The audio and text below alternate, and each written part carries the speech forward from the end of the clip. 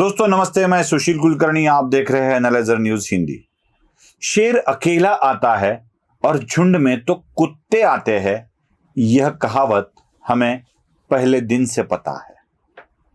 जंगल का शेर, उसे अपने शक्ति दिखाने की जरूरत नहीं होती है, वो स्वयं शक्ति स्वरूप होता है, इसीलिए वो अकेले आता है।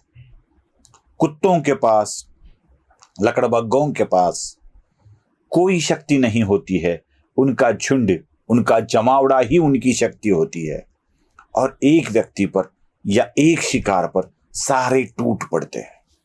इसलिए शेर अकेला आता है, कुत्ते झुंड में आते हैं। सच कहा था भाऊ तोरसेकर ने, सच कहा था।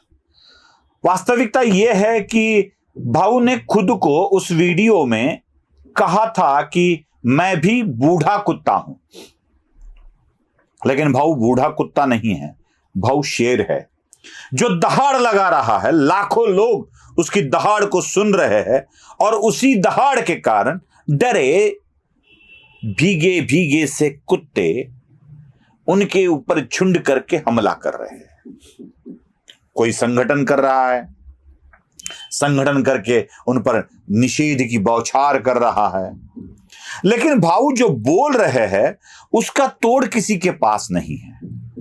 भले ही आप संगठन करके एकजुट होके 5, 25 या 50, 100 लोग उनके ऊपर हमला कर सकते हो, निषेध की बोली बोल सकते हो, लेकिन उनकी बातों का तोड़ या उनकी बातों की काट नहीं निकाल सकते। पिछले भी किसी एक भूतपूर्व पत्रकार ने प्रयत्न किया था, कहा था कि भाऊ वेदों से भी पहले थे, भाऊ सर्वज्ञानी हैं। ऐसा ही कुछ बोलकर, शब्दों का चल, शब्दों का भ्रम फैलाकर, शब्दों का इंद्रजाल फैलाकर भाऊ को बदनाम करने की कोशिश की थी, लेकिन कुछ न हो न सका, कुछ भी न हो सका। भाऊ की लोकप्रियता, उनकी दर्शक संख्या लगातार बढ़ती जा रही है, बढ़ती ही जा रही है। उनके समर्थकों की संख्या भी बढ़ती जा रही है और साथ ही साथ भाऊ के पदचिन्हों पर चलने वाले हमारे जैसे यूट्यूबर्स भी बढ़ते जा रहे हैं। दोस्तों, ये झुंड वाला किस्सा जब भाऊ सुना रहे थे, तब मैं सुन रहा था और सोच रहा था इसके ऊपर कि और एक घटना सामने आई, और एक घटना सामने आई, और लग ही रहा था कि शेर अकेला आएगा, ये सारे के सारे झुंड में ही आएंगे, लग ही रहा था। एक घटना हुई। घटना यह थी कि महाराष्ट्र के हिंदुत्ववादी नेता जो आदरणीय है, जिन्हें ऋषितुल्य है ऐसा माना जाता है, वो संभाजीराव भिड़े एक वक्तव्य कर चुके थे। अब ये वक्तव्य भी नहीं था, एक महिला पत्रकार उनसे बात करने की कोशिश करती है। मतलब ये ऐसा नहीं है कि संभाजी भिड़े ने ही, जिनको गुरुजी कहते हैं लोग, उन्होंने उस महिला पत्रकार को बुलाया था और कहा था कि बहन मेरा बाइट दिखा दो, मेरी न्यूज दिखा दो, ऐसा कहा था। ऐसा बिल्कुल नहीं है। संभाजी भिड़े गुरुजी ने ना उस महिला पत्रकार को बुलाया था, ना उसको आमंत्रण दिया था, ना उन्होंने कोई प्रेस कॉन्फ्रेंस की थी।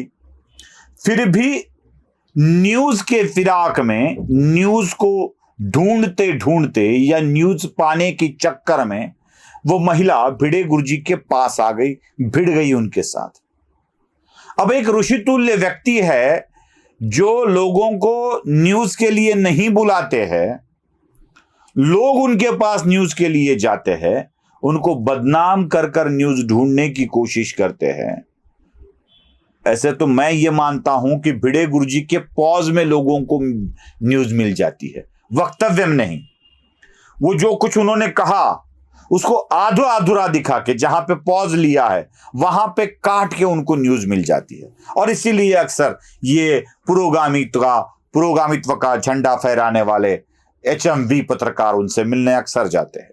कहीं न्यूज न मिली तो उनके भाषणों को काट काट कर दिखाते हैं और वहां से न्यूज ढूंढने की कोशिश करते हैं, खबर ढूंढने की कोशिश करते हैं।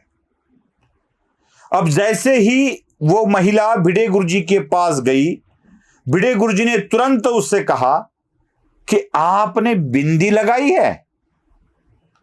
अब बिंदी लगाइए, क्योंकि मैं स्त्री को भारत माता का स्वरूप मानता हूं और ऐसे सफेद मस्तक से मेरी भारत माता अच्छी नहीं दिखती है।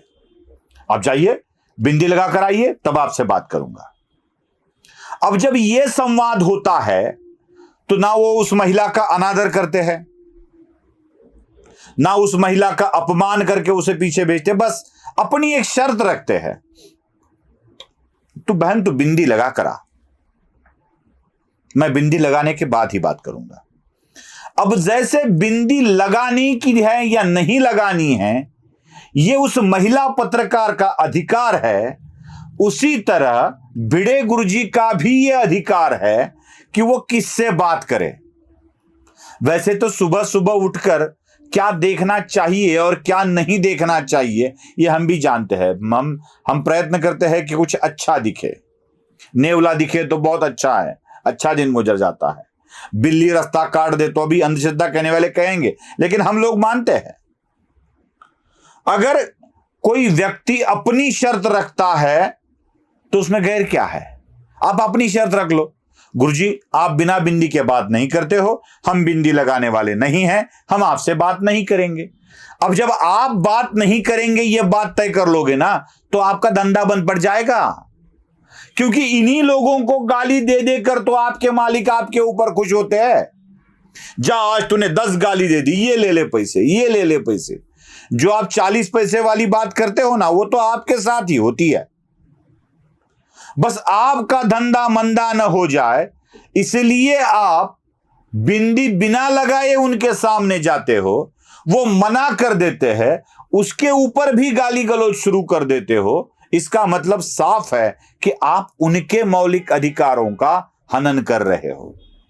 अब इतना ही शौक है ना दोस्तों, इतना ही शौक है आपको, तो आप अपनी मां, बेटी, बहन, पत्नी, इनको दुनिया के सामने बिना बिंदी के लाओ ना। कौन कौन मना कर रहा है आपको?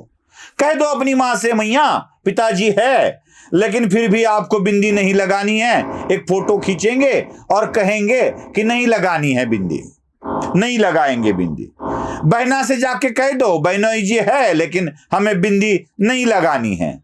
जाके कह दो अपने पत्नी से कि हम है दुनिया में, लेकिन आपको बेवा की तरह रहकर हमारे साथ फोटो खींचनी पड़ेगी।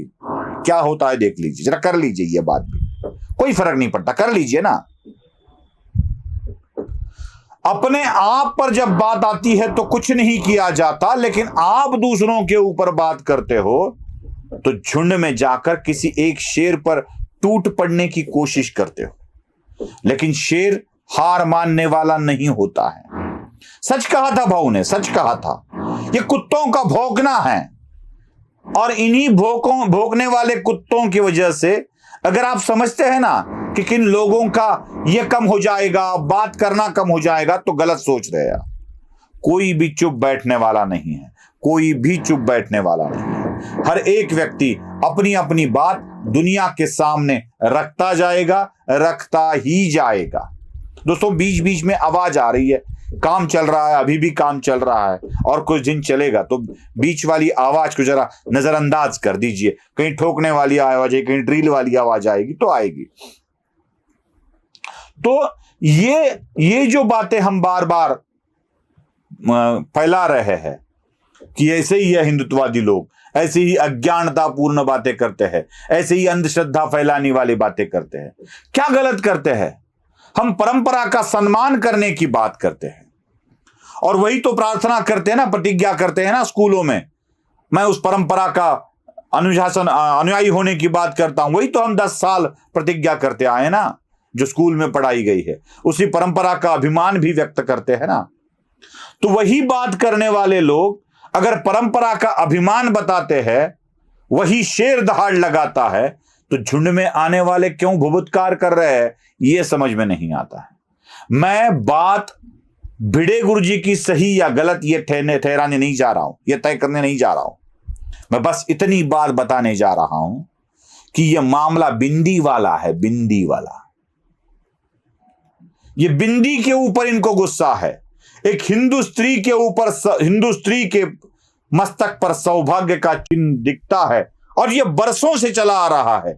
यही इन पुरोगामियों से हजम नहीं हो रहा है। वैसे तो ये लिब्रांडू बड़ी बड़ी बिंदियां लगाकर घूमते हैं अपनी पत्नियों के सर, तब तो नहीं निकाली जाती ना। मतलब उधर हिंदुत्व के पास साथ दिखाने के लिए ये सारी कम्युनिस्ट नेताएं बड़ी बड़ी बिंदियां लगाकर घूमती है, तब कोई फर्क नहीं पड़ता है। लेकिन जब कोई बोलता है बिंदी लगाओ, तो आपके ऊपर बड़ा फर्क पड़ता है ना। यही बात है। तो झुंड में आने वाले और झुंड में हमला करने वालों के से हम डरते नहीं हैं। जंगल में शेर अकेला आता है, अपने दम पर आता है। वीडियो पसंद आए तो लाइक, शेयर और सब्सक्राइब जरूर कीजिएगा। धन्यवाद।